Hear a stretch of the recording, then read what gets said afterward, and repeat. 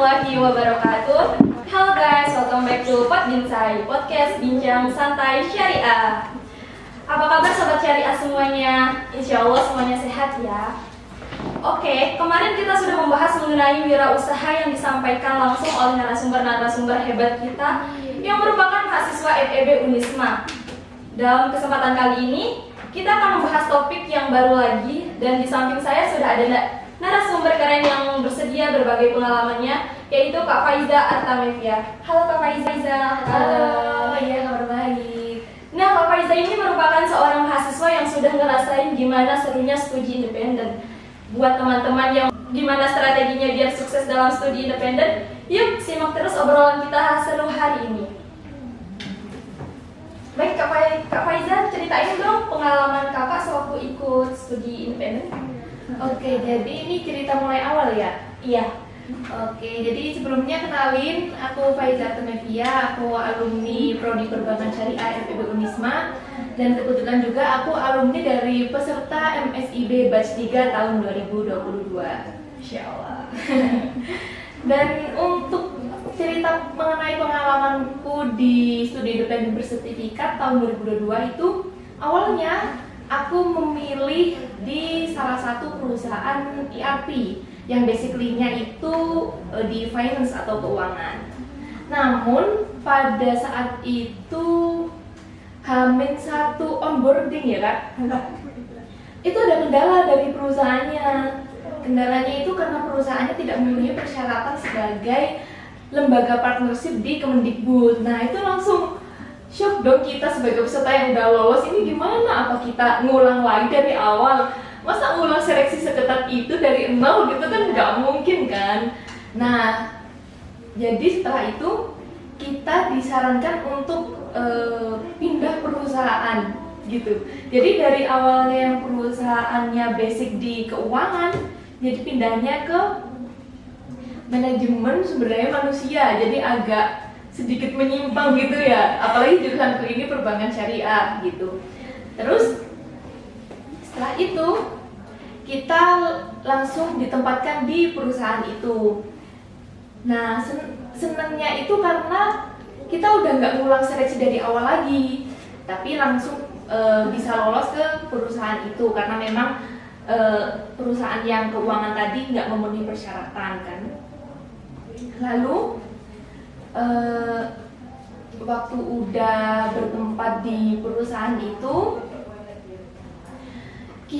aku yang basically-nya bukan anak manajemen, jadi belajar ulang lagi dari nol. Belajar apa itu manajemen, apa itu human resource management, terus belajar lagi gimana cara buat job description. Jadi banyak hal-hal baru yang aku nggak pelajari di perkuliahan, tapi aku pelajari di studi independen itu, gitu sukanya. Jadi ada banyak hal baru yang aku dapetin, gitu Kak.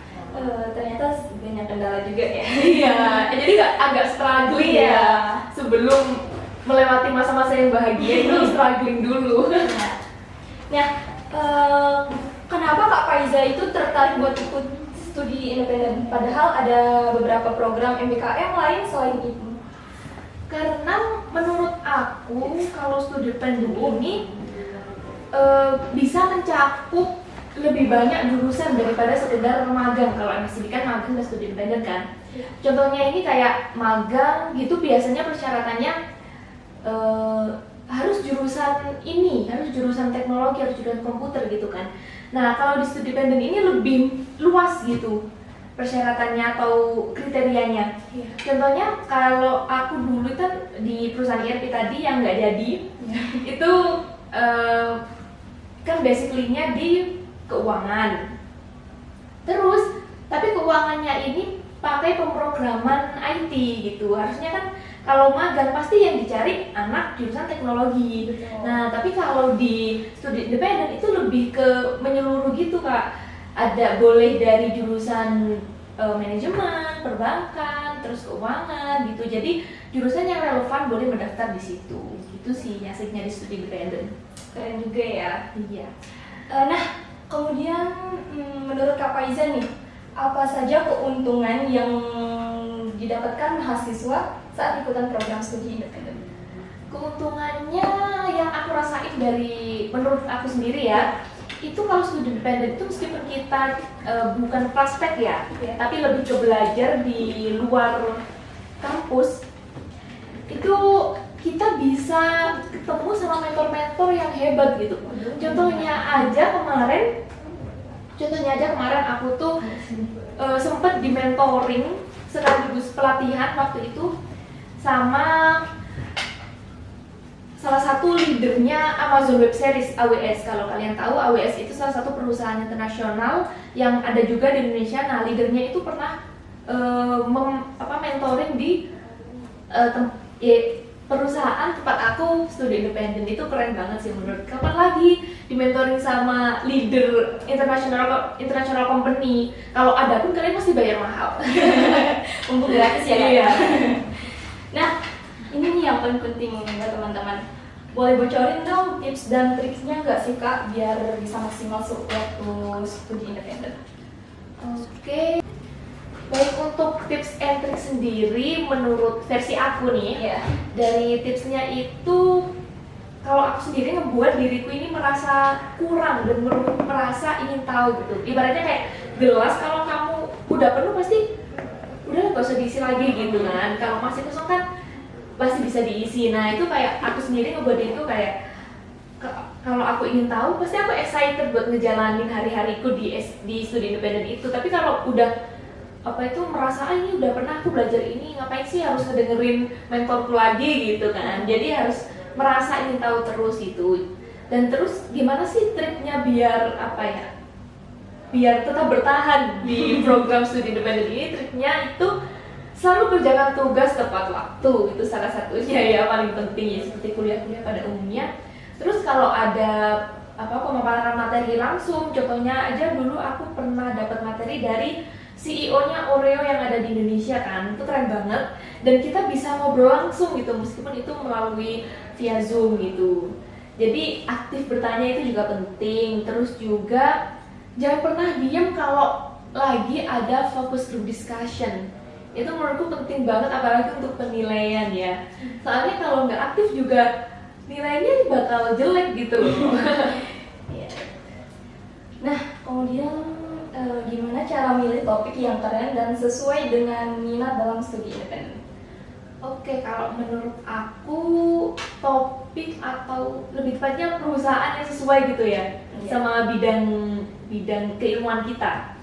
Nah, itu lebih tepatnya kita harus pertama ya menyesuaikan sama bidang yang kita kuasai. Terus juga kita harus lihat nih perkembangan di tahun ini tuh adanya apa. Contohnya tahun ini sedang boomingnya AI. Nggak bisa kan finansial tapi dibarengi dengan teknologi kayak gitu contohnya. Jadi harus dianalisis menurut bidangnya masing-masing dan juga perkembangan zamannya. Oke.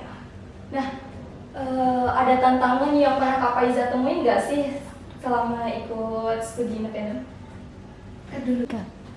Untuk tantangannya ya tadi? Iya. Tantangannya sendiri itu waktu itu ya seperti kita kayak kuliah dulu, kan ada beberapa anggota kelompok yang nggak mau ngerjain tugas gitu ya. Nah, kebetulan juga waktu itu aku jadi koordinator kelompok yang kelompoknya itu juga jarang aktif gitu. Nah, gimana sih ini kok itu teman-teman kita pada nggak aktif padahal kita sendiri udah aktif gitu. Terus juga tantangannya itu karena ini nggak terlalu relevan sama jurusanku, jadi banyak hal baru yang aku itu harus belajar dari nol, terus nggak ngerti, akhirnya nilaiku jelek gitu kan. Kayak contohnya itu waktu itu ada materi mengenai machine learning. Jadi materinya itu kita harus buat gambar ikan tapi melalui software, dan itu kayak pakai coding gitu lah. Itu sih menurutku susah banget strugglingnya. Wah, kalau kayak gitu tuh Kak, cara ngatasinnya itu kayak gimana? Cara ngatasinnya sendiri, kalau kita punya kelompok yang kurang aktif, jadi harus berani bersuara. Jadi aku waktu itu kan orangnya gak enakan ya kan. Terus kan aku juga gak mau kerjain sendiri, jadi aku bilang lah langsung ke mentornya, sama mentornya anak itu dievaluasi, terus udah di-kick dari grup. Jadi dia kayak udah gak masuk anggota grup lagi karena emang gak aktif. Terus kalau ada materi-materi baru gitu, yang paling penting adalah ketika kamu nggak tahu atau kurang paham mengenai materi itu, kamu harus baca. Baca adalah kunci. Karena aku pernah waktu itu ngerjain tugas tanpa membaca dan melihat tutorial gitu, ya nilaiku jelek karena emang nggak tahu gitu. Gitu sih. Nah, selain tantangan yang barusan Kak Faiza sebutin, ada tips buat jaga disiplin dan selesaiin tugas tepat waktu nggak sih Kak? Untuk disiplin sendiri, biasanya yang aku terapin sampai sekarang itu, kita kumpulin nih tugas-tugasnya apa aja, terus kita tentuin, diidentifikasikan ini mana yang lebih prioritas nih, mana yang duluan deadline-nya ini lebih cepet yang mana. Jadi kita prioritaskan skala tugasnya itu gitu. Nah, yang terakhir nih, pertanyaan yang terakhir. Boleh. Boleh kasih saran dong Kak buat mahasiswa yang lain yang mau ikut program studi independen? Buat mahasiswa yang mau ikut studi independen, tentunya terus mencoba ya di bidang di ilmu kedisiplinan yang kalian minati, yang sesuai dengan kemampuan kalian. Terus juga take a chance, ambil segala kesempatan, karena kesempatan itu tidak datang 2 kali. Masya Allah, keren banget ya. Nah, itu dia ya guys. Makasih banyak buat Kak Faiza sudah sharing pengalaman tentang studi independen. Buat kamu yang mau ikutan studi independen, jangan lupa cari info lebih lanjut dan siapin diri kalian ya. Dan jangan lupa follow akun media sosial kami di sini untuk mencari tahu informasi seru lainnya. Sekian untuk podcast kali ini, saya Wardatul Jana selaku moderator. Sampai jumpa di podcast selanjutnya. Bye bye.